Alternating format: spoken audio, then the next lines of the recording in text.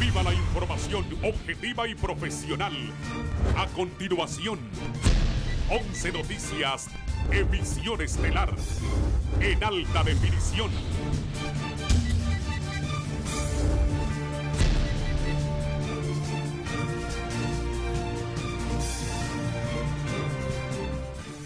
Vea esta noche en 11 Noticias, emisión estelar.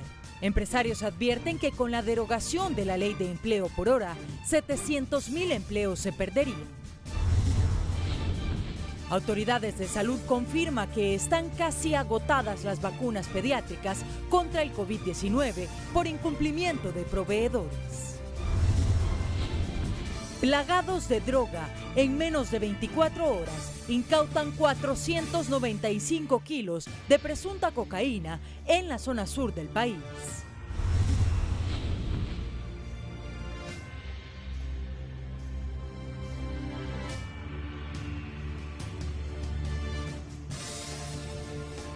Muy buenas noches, Honduras. Gracias por acompañarnos en la emisión estelar de 11 Noticias, miércoles 9 de febrero de 2022. Estamos en vivo a través de nuestras diferentes plataformas y junto al mejor equipo le llevamos la actualidad en nuestra agenda informativa de esta noche. Jonathan Girón. Buenas noches, Andrea, a usted y a todas las personas que nos acompañan a través de las pantallas de Canal 11 y las diferentes frecuencias de Radio Visión Honduras. A continuación les presentamos nuestro segundo bloque de titulares. Diputado de Libre Bartolo Fuentes da a conocer lista de presuntos exfuncionarios corruptos y se desata otro zafarrancho en el Congreso Nacional. Juez ejecutor y cuerpos de seguridad no logran desalojar a más de 100 familias de predio presuntamente invadido en las cercanías de la capital. Esto y más en 11 Noticias, emisión estelar. Iniciamos esta noche nuestra agenda informativa con el tema de la derogación posible de la ley de empleo por hora y según los empresarios se está haciendo la advertencia de que con esta derogación miles de familias se podrían ver afectadas con la pérdida de sus plazas de trabajo. Víctor Valladares nos cuenta. Unos 700.000 puestos de trabajo podrían perderse al ser eliminada la ley de empleos por hora, advierten desde la iniciativa privada nacional. Nosotros creemos que es preocupante que se vaya a aprobar un decreto que va a dejar en la calle a 699.414 personas que están bajo este régimen. Los trabajadores explican cuáles son algunos de los motivos que les ha llevado a manifestarse en contra de esta ley, cuya derogación fue propuesta ante el Poder Legislativo por el diputado Juan Barahona. Porque quitaron la estabilidad de los trabajadores, les quitaron la seguridad social, les quitaron las vacaciones y la estabilidad. Entonces, este empleo por hora lo que vino fue a violentar la ley y a lacerar totalmente los derechos de los trabajadores. Entre tanto, el exministro de Trabajo y experto en temas laborales, Germán Leicelar, recomienda que se analicen los resultados obtenidos hasta ahora con la vigencia de esta ley antes de tomar decisiones apresuradas. Se han beneficiado o que han usado esa ley para ver, uno, cuál es el volumen de empleo que se generó. Dos, cuál es el volumen de trabajadores que entraron por esa ley y que están dentro de la protección de la seguridad social. Cuántos los beneficios económicos que manda la ley, si han sido otorgados, tanto en salario como en el 20% de porcentaje que cubre los otros beneficios. Cuántos trabajadores hay en volumen que están generando, que han tenido ese empleo. De acuerdo a los representantes de los trabajadores, la propuesta también será llevada ante las autoridades de la Secretaría de Trabajo en los próximos días. Para 11 Noticias, Víctor Valladares. Y el ministro de Infraestructura y Servicios Públicos, Mauricio Ramos, acuerda con alcaldes retornar a la descentralización de proyectos para mejorar la gestión municipal. El ministro de la Secretaría de Infraestructura y Servicios Públicos, Mauricio Ramos, junto al expresidente José Manuel Zelaya Rosales y algunos diputados, sostuvieron una reunión con más de 50 alcaldes del Partido Libertad y Refundación, con los que acordaron volver a la municipalidad para que cada comunidad exponga propuestas e inquietudes. Resaltar que debemos de fortalecer los gobiernos locales y canalizar todo aquel desarrollo impulsado desde Casa de Gobierno a través de las alcaldías para poder tener una estrecha vinculación y garantizar que los recursos del Estado logren llegar hasta el último rincón del país. Los ediles manifiestan que les urgen los proyectos de infraestructura y saneamiento, además de las transferencias municipales, ya que muchas de estas comunas están en bancarrota. Tenemos más o menos unos 120 millones en obligaciones. Desde el mes de septiembre no se le paga a los empleados de la alcaldía municipal. Tenemos un retraso de 5 meses de salario que nos tiene en una situación sumamente preocupante, endeudado con proveedores. El municipalismo, en donde los alcaldes vamos a ser los gestores y los ejecutores de los diferentes proyectos a través de las transferencias y de los proyectos que vengan de parte de la presidenta doña Xiomara Castro de Zelaya. Otro de los compromisos fue erradicar el sectarismo político, porque cada comunidad es importante para el desarrollo del país, argumentan. Vamos con una metodología nueva del municipalismo. Vamos a ver a todos los alcaldes y alcaldesas de igual manera, sin importar el color político. El proyecto de descentralización ya está aprobado. Necesitamos reglamentarlo en la brevedad posible, así como también garantizar que a las municipalidades se nos cumpla lo que es el decreto del 11% en las transferencias de lo que es el presupuesto nacional de la RUT. Además, el secretario de INSEP se comprometió a seguir trabajando de cerca con las corporaciones municipales. Para 11 Noticias, Kimberly Espinosa. En otras noticias, el gobierno dispone de 1.200 millones de lempiras, esto para enfrentar la problemática del agro. Autoridades de gobierno han anunciado algunas medidas que se implementarán a corto plazo, orientadas a garantizar la seguridad alimentaria a los hondureños. Acciones que están siendo abordadas junto a las autoridades de los 5 países de Centroamérica. A corto plazo, lo primero que tenemos que hacer es asegurar fertilizantes y hablar con casas comerciales internacionales, en eso estamos. A corto plazo se anunció la disponibilidad de unos 1.200 millones de lempiras en apoyo a los pequeños y medianos productores del país. 600 millones de lempiras es el bono tecnológico y 800 millones de lempiras el bono cafetalero, para entregar en la parte baja a los productores en los valles y para entregar en la montaña también a los productores de café. El tema del financiamiento en este rubro también es de suma importancia para mantener activos los niveles de exportaciones, recomiendan los economistas. Yo creo que se puede seguir con la iniciativa de los fideicomisos y apoyo crediticio a la MIPYME de todo tipo.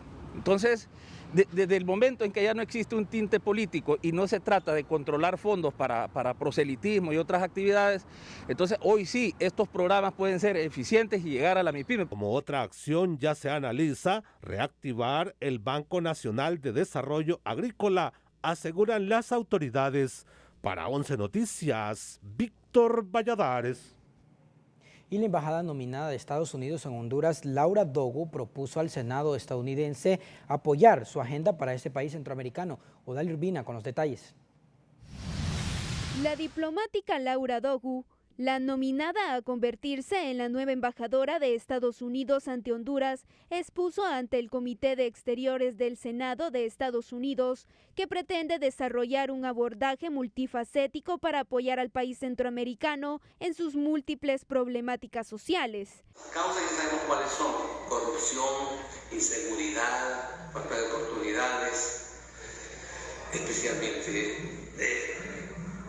entonces, tratando las causas hace que mucha gente ya no se tenga que ir. Luego, esta es una agenda bilateral porque para Estados Unidos. Expertos aseguran que la diplomática debe trazar una hoja de ruta sobre las acciones que buscará desarrollar en favor de la relación bilateral, trabajando con socios internacionales, el gobierno de Honduras, la sociedad civil, el área privada y la población hondureña para promover una Honduras democrática con instituciones transparentes. Creo que hay que ver con buenos ojos el hecho de que ya se tiene un embajador nuevamente en el país, lo cual es un espaldarazo para una serie de decisiones que se tienen que tomar. Pero bueno, atentos a toda la evolución y... Por lo anterior, establecen que el propósito de la funcionaria debe ser mejorar la habilidad del país para combatir la corrupción, el narcotráfico y el crimen organizado, de esta manera abordando las principales causas de la migración, incluyendo un enfoque de promoción a los derechos humanos. Para 11 Noticias, Odalia Urbina. Bien, y en relación a este tema, la subsecretaria de Estado adjunta de los Estados Unidos ya se encuentra en Honduras y ha tratado sobre todo temas de corrupción en sus primeras reuniones con funcionarios en el país. Las prioridades, se menciona, son promover el desarrollo económico como se espera para evitar la migración y sobre todo el combate a la corrupción. Vamos a continuar ahora con que recientemente los representantes de la misión diplomática pues han sostenido esta reunión con las autoridades del nuevo gobierno y también la ruta para iniciar con estos trabajos luego de estos planteamientos. Odalia Urbina, adelante. Así es, buenas noches, compañeros en estudios y televidentes de 11 Noticias. El canciller de la República, Enrique Reina, también el secretario privado de la presidenta, Héctor Zelaya, y la ministra de Finanzas, Rixi Moncada, han recibido la visita de cortesía de la subsecretaria de Estado, Emily Mendrala. Ella ha dicho de que ha llegado con la finalidad para establecer un mayor lazo de amistad con la nación, entre ambas naciones, asimismo, para lograr acuerdos importantes entre los países. De acuerdo a lo que ha trascendido durante esta reunión, en la visita, la subsecretaria de Estado Mendrala ha expresado de que existe un importante interés entre el gobierno de Joe Biden con la presidenta Xiomara Castro, esto en trabajar en el fortalecimiento de la cooperación bilateral y también en el desarrollo económico, erradicar la corrupción, frenar la migración. De esta manera se estaría asegurando las oportunidades para el pueblo hondureño. De esta manera, compañeras, quiero destacar de que Mendrala aseguró de que estaría algunos días en el país para sostener otras reuniones con otros funcionarios y realizar lo que es un trabajo en conjunto, ya que esto es lo que se ha enfocado la nación norteamericana luego de haberla enviado. Cabe destacar de que Mendrala fue directora del Centro para la Democracia de las Américas del 2017 al 2021, promoviendo las políticas de compromisos en Estados Unidos, en Centroamérica y en otras regiones. Con este informe, compañeras, vamos a realizar un corte comercial. Enseguida continuamos con más de 11 Noticias.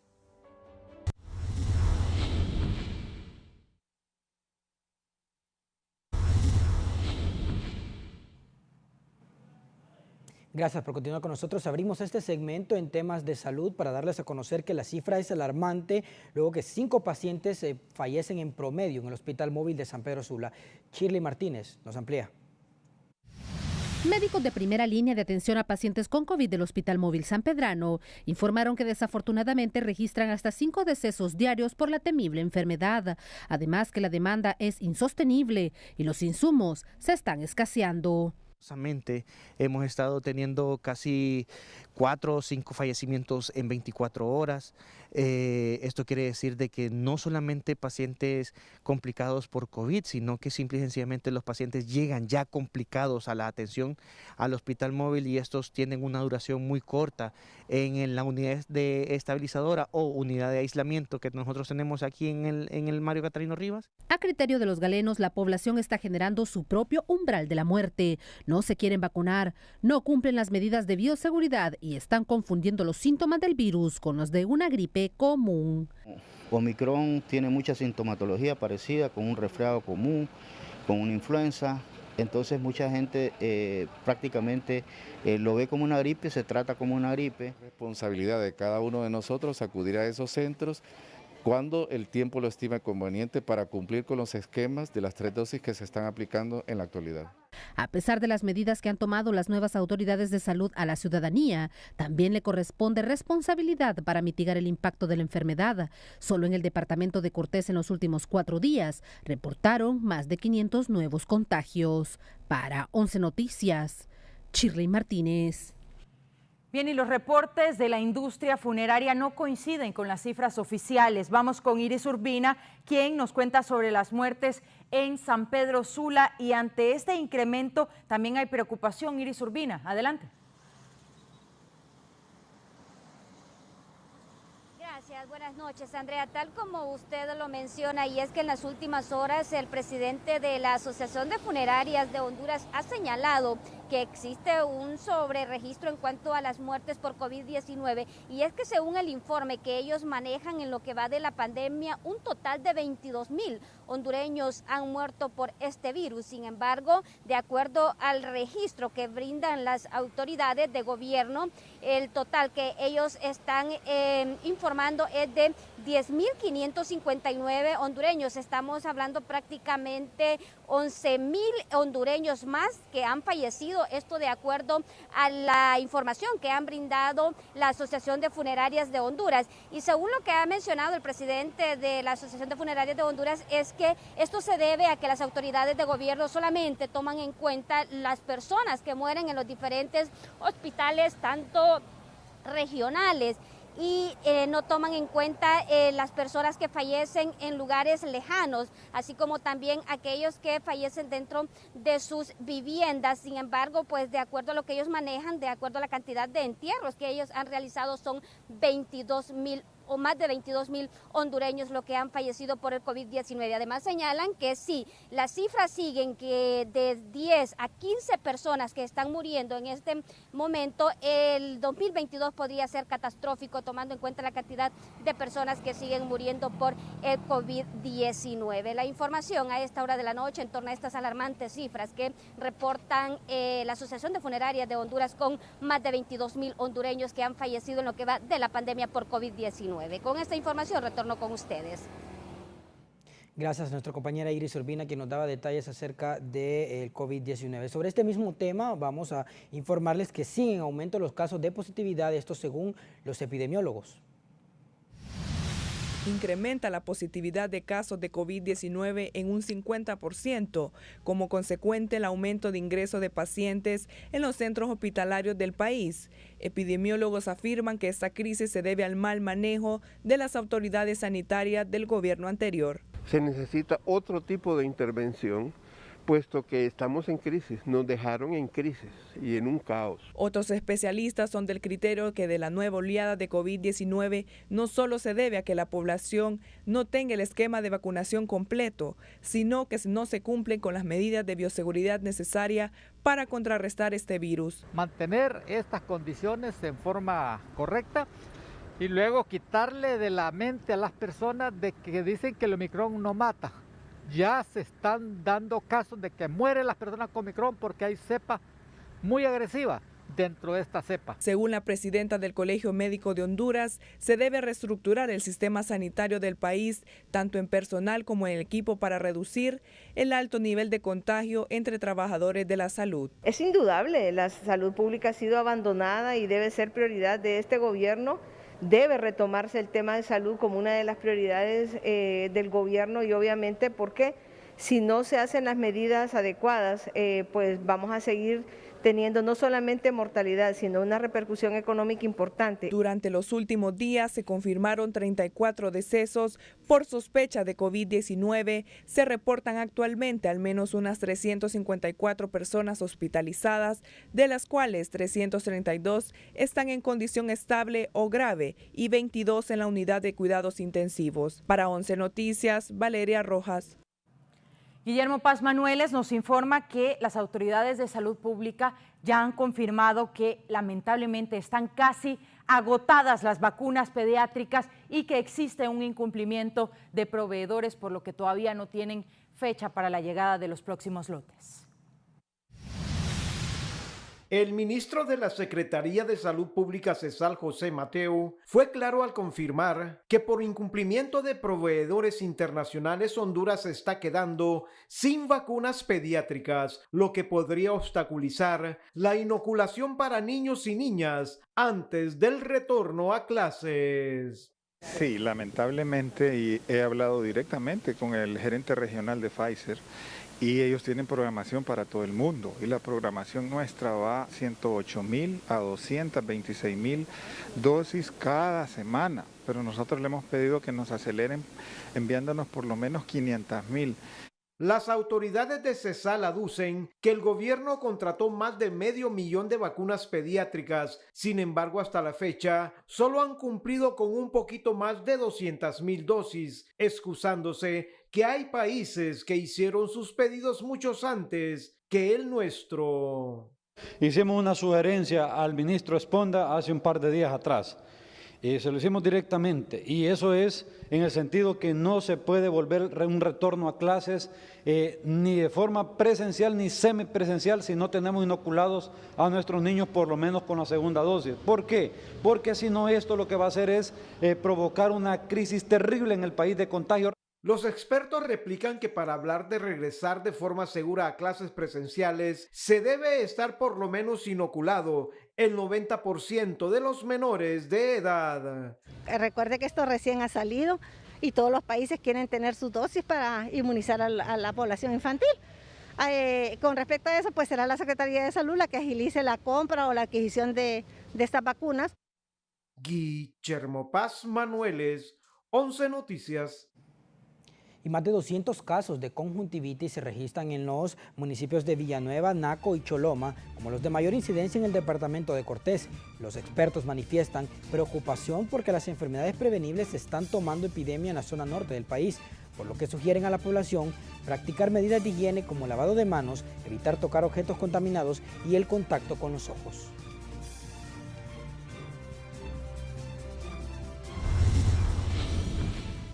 Casos, eso es lo que tenemos nosotros en todos los municipios del departamento de Cortés, y nos llamó la atención que haciendo un comparativo con el año anterior, pues teníamos para esta fecha 72 casos. Es fácil de controlar, depende mucho del cuidado personal.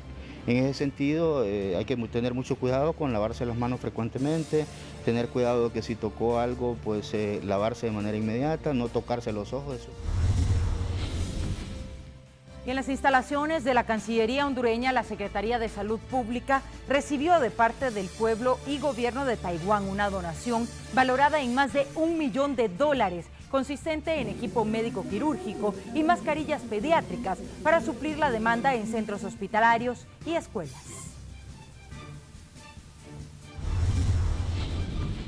Cuando nos dijeron que el vicepresidente quería traer también ya algo para nosotros en materia de salud, pues inmediatamente hablamos con el primer consejero y solicitamos sobre todo mascarillas para niños. ¿Por qué mascarillas para niños? Porque necesitamos regresar a la escuela presencial y ellos pues nos trajeron equipo de bioseguridad, sobre todo mascarillas para niños. O sea, en el vuelo que venía el señor vicepresidente, pues también venía ayuda para nuestra población. Las donaciones por parte de la República de China a Taiwán son elementos muy importantes y que llegan a muy buena hora, precisamente, como lo decía el ministro, en esa prioridad que tiene la presidenta Castro de iniciar el proceso de clases para niñas y niños y jóvenes en Honduras. Así que la mano amiga de Taiwán está presente y quiero expresarle de nuevo al embajador Wen más vivo agradecimiento a su pueblo, a su ilustre gobierno, por la cooperación existente.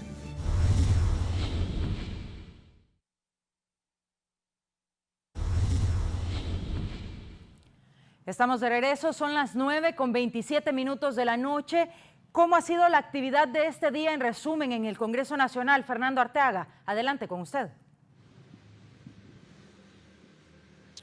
Buenas noches, Andrea, buenas noches, Jonathan, y a los televidentes de 11 Noticias Estelar. Hoy la sesión en el Congreso Nacional se han discutido diferentes posturas de las bancadas políticas que están reflejadas aquí en el Poder Legislativo. Se han propuesto diferentes decretos de ley, pero destacan la reducción del impuesto sobre la venta, este proyecto de ley para reducir el impuesto sobre la venta del 15% al 12%. También se presentó un decreto en el cual se busca derogar la ley de clasificación de documentos públicos, entre otros temas muy importantes, porque se ha dado a conocer que se están formando en estos momentos las comisiones que van a trabajar en los diferentes temas importantes en nuestro país. Vamos a escuchar en primera instancia, antes de entrar y darles detalles también el problema que hubo entre las bancadas del Partido Libertad y Refundación y del Partido Nacional, y es que el presidente del Congreso, Luis Redondo, también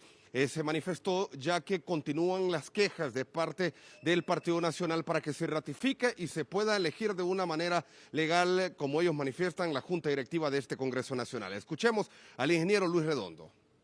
Y podría citarles cualquier cantidad de cosas, de decretos que se hicieron desde este Congreso. Tengan la plena seguridad, compañeros diputados, que nosotros, si estamos actuando, mientras yo estoy hablando aquí con ustedes, y le voy a dar la palabra a otros compañeros, hay alguien por ahí que, haciendo uso de un micrófono, acaba nuevamente de venir y vertir el veneno de la mentira, de la desacreditación. Nosotros hemos actuado de manera legal y legítima para elegir la Junta Directiva de este Congreso Nacional. Y eso es un hecho que de todos es conocido. Cada quien va a tener diferentes opiniones, pero es un hecho que se hizo, no solamente legitimado por los diputados que estuvieron aquí, sino que también ante la ausencia de los diputados que debieron estar presentes ese día, se tuvo el número suficiente de votos para poder elegir la Junta Directiva, a la que estábamos obligados constitucionalmente a elegir. Yo no voy a hablar de todos los detalles de ese día. Lo que sí les puedo decir es que desde aquí ustedes van a tener, todos los congresistas van a tener a una Junta Directiva que tiene la finalidad de hacer las cosas bien.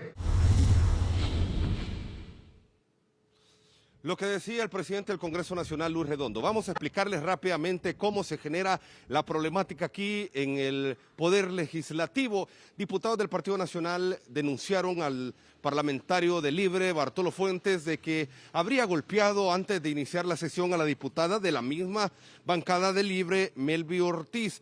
Esto generó molestias en el diputado Bartolo Fuentes. Agarró una lista y comenzó a decirle ladrones y corruptos a todos los diputados del Partido Nacional. Veamos la confrontación que se generó porque los diputados estuvieron a punto de irse a los golpes esta noche en el Congreso Nacional.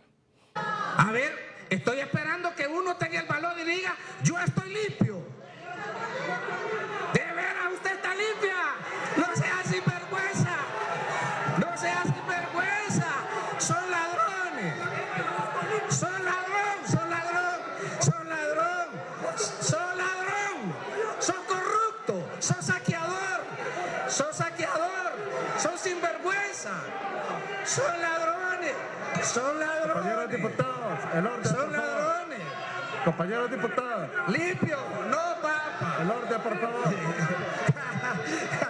Por favor. Voy a seguir con la lista.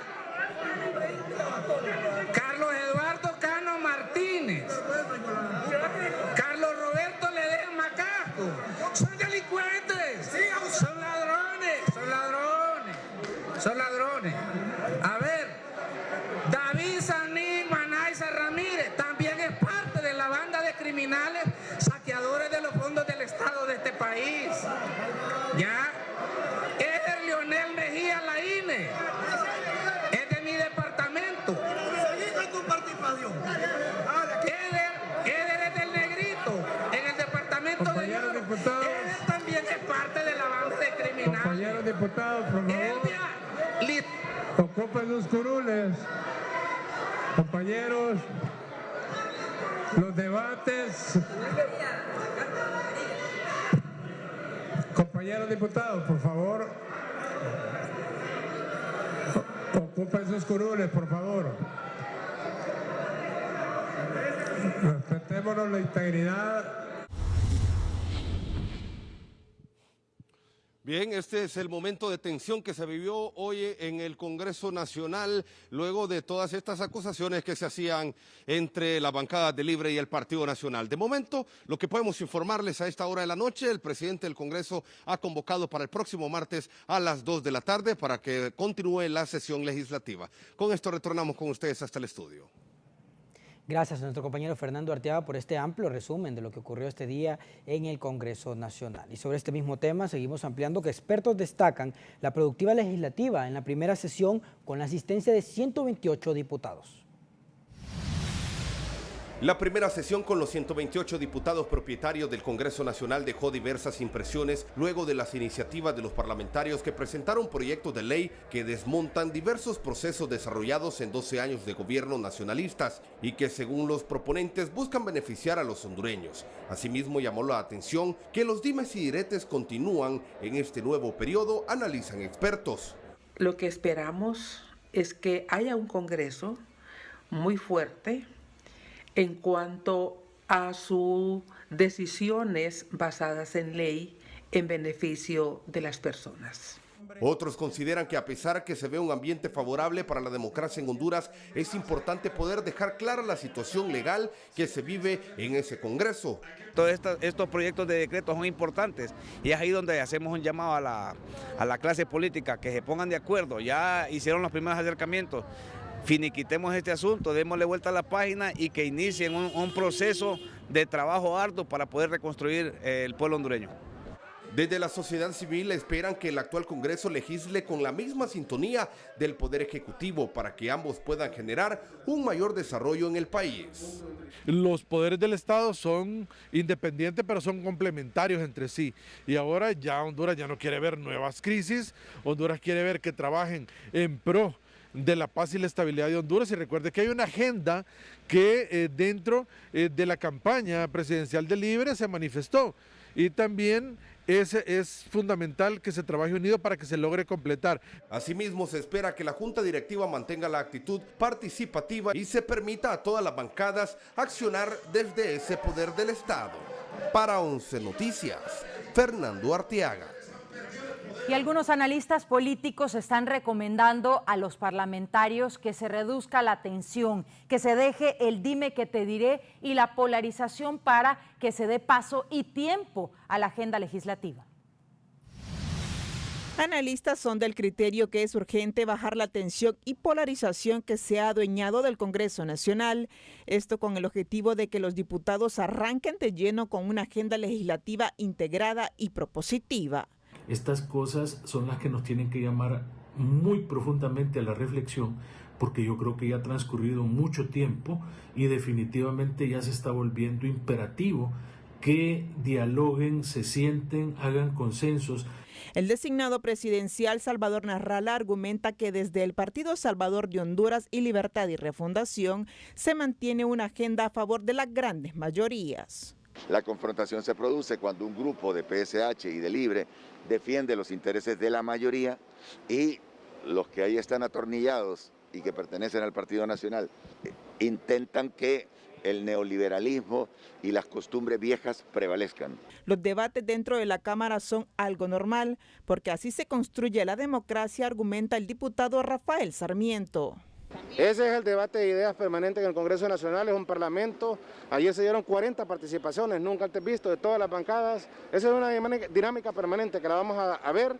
Lo que sí debe tener algo el pueblo hondureño, algo claro, sobre todo los diputados de la bancada, que el acompañamiento del pueblo en esta casa de gobierno, en la casa presidencial y en la casa también del pueblo, ahí donde están los padres de la patria, en los bajos del Congreso Nacional, va a ser permanente. Debe prevalecer el diálogo y los consensos. Honduras es un proyecto de todos, señalan desde sociedad civil. Para 11 Noticias, Kimberly Espinosa.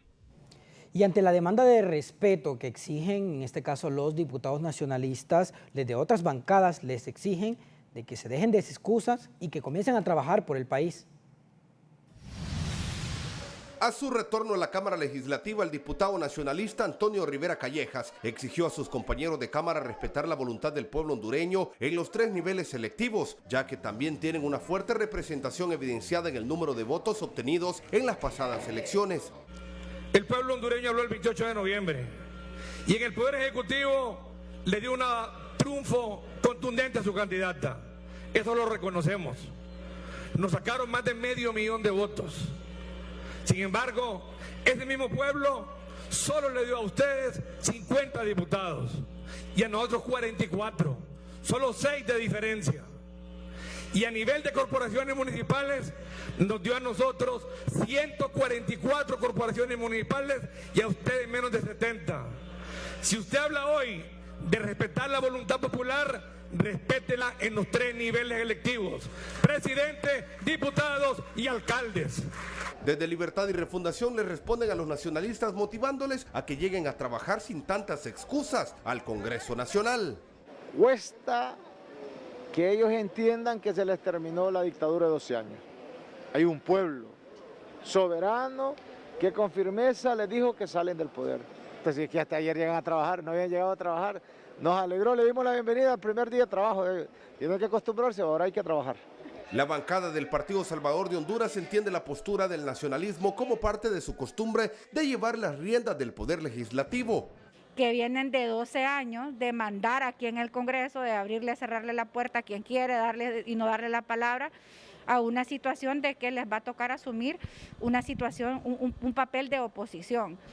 El Partido Nacional en las pasadas elecciones logró 44 diputados, 144 alcaldías y más de 1 millón de votos a nivel presidencial. Debido a esto exigen que se respete la voluntad de quienes confiaron en ellos. Para 11 Noticias, Fernando Arteaga.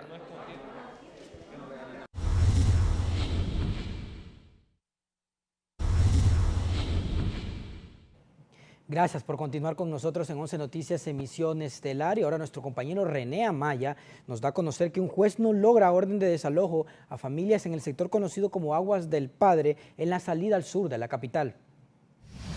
Momentos de zozobra vivieron unas 120 familias que habitan en la comunidad lenca indígena conocida como las Tierras del Padre, ubicado al sur de esta capital, cuando este día un juez ejecutor, acompañado de unos 300 efectivos de la Policía Nacional, pretendieron desalojarlos, alegando que estos predios no les pertenecen. Ya le di la orden a él para que se ejecute el desalojo, pero hay renuencia de parte de la autoridad policial para la realización del mismo. O sea que ya estamos esperando de que nos colabore la entidad policial. ¿Dónde está la justicia? Hay que hacer justicia. Ella dijo hasta la victoria siempre la justicia. ¿Dónde está doña Xiomara?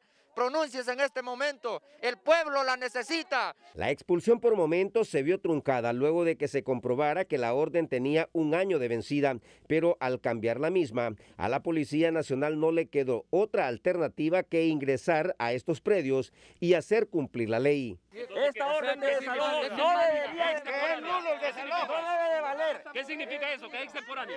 Esto es un documento que no sirve, este documento es nulo.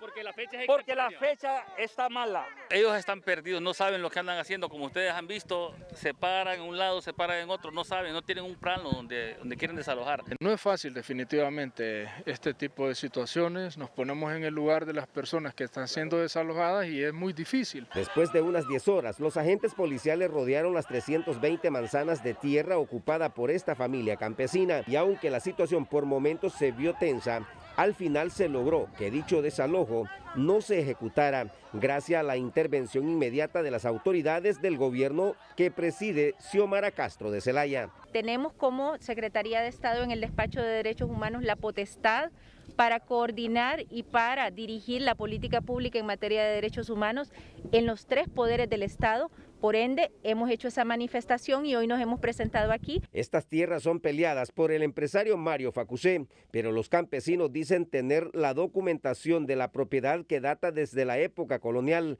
que prueban que son de su legítima propiedad, además de estar protegidos por el convenio 169 de la Organización Internacional del Trabajo. Porque esta tierra es de nosotros y no puede ser de que un delincuente que no es ni hondureño, un extranjero, venga a querernos sacar a nosotros como hondureños de las tierras que nosotros cultivamos. Al final, pues, el juez ejecutor ahí decidió suspender el desalojo por otras situaciones, ¿verdad?, que no se cumplieron, entonces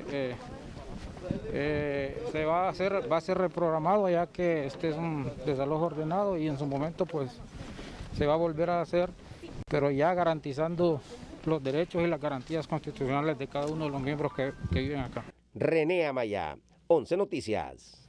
Bien, y estos desalojos que se han dado a la fuerza generan el drama humano y la responsabilidad es de las autoridades. Abogados expertos son del criterio que los terribles dramas humanos que se experimentan durante los desalojos, como el de las Tierras del Padre en la salida al sur en la capital, son el resultado de la incapacidad de las autoridades del ramo en definir a tiempo estos problemas, dejando que evolucionen por años. Es evidente que seguramente se dan aquí las dos posiciones. A la persona que está ocupando, en este caso irregularmente, lo dirá que lo está haciendo conforme a algún derecho que tiene. Entonces aquí lo que debe imperar es la ley en realidad, lo que debe imperar es el derecho. Estas situaciones se dan precisamente por el desorden en que a veces se vive, se permite a veces este tipo de situaciones.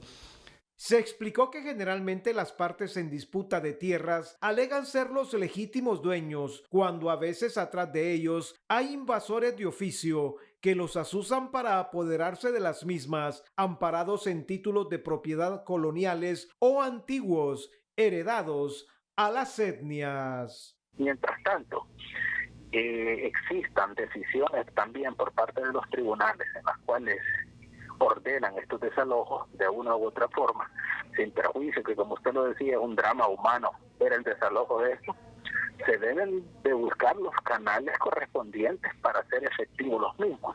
En medio de estas acciones que siempre resultan violentas, se atropellan los derechos humanos que después de varios años o décadas de vivir en esas tierras, los invasores dicen ser los dueños legítimos.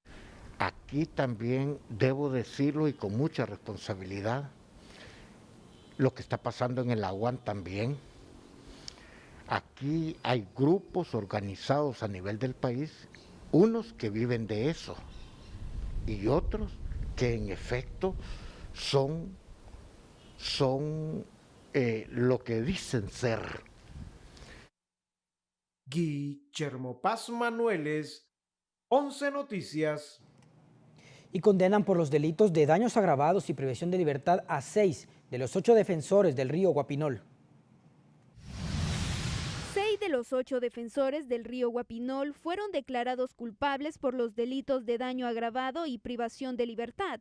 Expertos aseveran que el fallo otorgado por el Tribunal de Sentencia en Tocoa, Colón, expone a Honduras como un estado adverso para la defensa de los derechos humanos y el medio ambiente, por lo que pueden incurrir a diversas sanciones. Sí, es que el medio ambiente, la verdad es que Honduras no ha hecho lo propio como estado.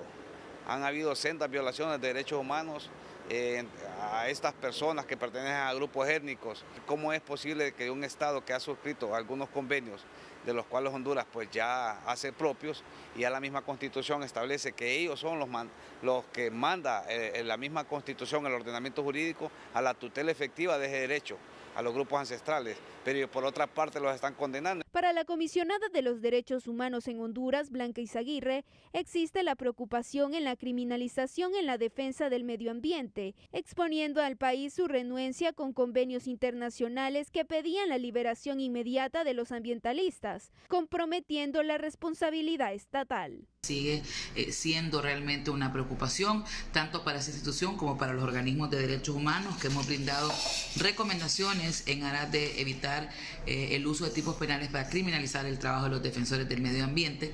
Este togado afirmó que el siguiente paso legal en el caso Guapinol es interponer un recurso de casación que tiene por objeto anular la sentencia o hacer uso de la amnistía de la soberanía nacional. Ahora la defensa, el equipo de defensa que lleva dicho caso, pues deberá hacer uso de los recursos, llámese el recurso de casación en sus diferentes formas, así como un posible recurso de revisión en materia penal. Esto en relación a la existencia de este decreto de amnistía para efectos de tratar de revertir de forma inmediata la sentencia. Para 11 Noticias, Odalia Urbina. Y en diferentes salas de los tribunales de San Pedro Sula condenaron a más de 20 años de cárcel a 2 hombres mayores de edad por los delitos de violación especial en perjuicio de menores de edad. Los condenados habrían cometido los actos aberrantes, creyendo que no serían castigados, ya que oscilan entre los 70 y 85 años de edad. En la parte del juzgado de letras de lo penal pasan al tribunal de sentencia y a través de la sala primera se ha emitido una condena por la vía de la estricta conformidad contra Carlos Castro Centeno, a quien se le encontró responsable porque lo reconoció de otras agresiones sexuales en perjuicio de una menor de edad. Luego significa que él en este arreglo de las partes procesales ha sido condenado a 10 años de prisión, deberá estar el doble de esta condena. Y también en San Pedro Sula capturan a presunto asesino de conductor de bus y estudiante universitaria. La Policía Nacional durante las últimas horas ha ejecutado varias capturas, entre las que se encuentra la de un presunto integrante de la pandilla 18, identificado como Roger Amador, el cual es el principal responsable de asesinar al conductor de un bus de nombre Irving Boquín de la ruta Rivera Hernández y la estudiante universitaria Yamilet Cano. Según las autoridades, hay suficientes indicios que lo vinculan al ataque sangriento.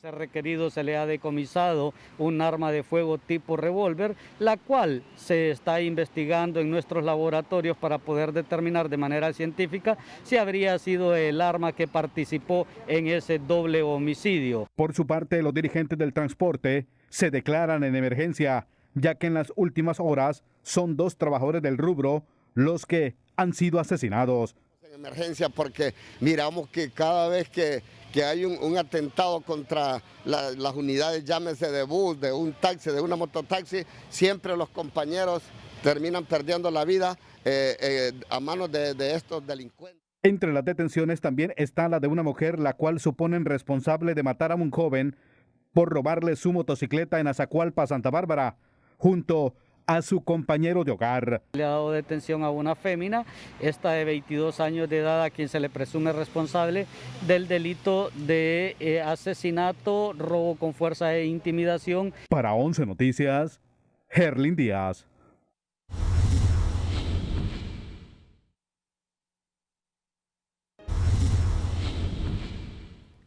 Continuamos ahora con el tema narcotráfico. Se ha incautado en la frontera de Guasaule, en la zona sur del país, este día 495 kilos de presunta cocaína que se transportaba en una caleta de vehículo.